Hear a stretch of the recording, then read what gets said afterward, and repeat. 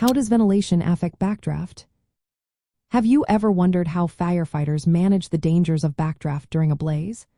Understanding ventilation is key to keeping both firefighters and civilians safe. Backdraft is a serious fire phenomenon that occurs in enclosed spaces. It happens when a fire has consumed most of the oxygen but still retains heat and burned gases. When fresh oxygen is suddenly introduced, it can lead to a rapid ignition or explosion of these gases. In simple terms, when a fire burns in a confined area with limited airflow, it becomes controlled by ventilation. This means the fire's strength relies on the amount of oxygen available. As the oxygen runs low, the fire starts to smolder.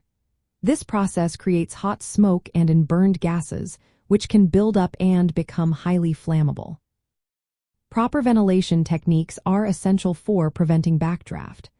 One effective method is vertical ventilation, which involves cutting openings in the roof or upper parts of a structure. This allows hot gases and smoke to escape before fresh air enters. By doing this, the concentration of combustible gases decreases, lowering the risk of sudden ignition. Ventilation not only clears smoke but also improves visibility and reduces heat, making it safer for firefighters to tackle the fire.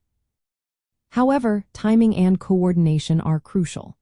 If ventilation is increased without applying water or other suppression methods, the introduction of fresh oxygen can intensify the fire. This can lead to a higher heat releases rate and may trigger a backdraft or flashover, which is another rapid fire spread event. The closer the ventilation opening is to the fire, the quicker it can grow if not controlled. In poorly coordinated situations, even a small opening can cause a backdraft explosion. If a room is filled with burned gases, introducing oxygen can create a violent reaction. Firefighters need to be aware that just a 25% opening of the room's volume can be enough to trigger this event under the right conditions. For firefighters, understanding ventilation is vital for preventing backdraft and ensuring safety.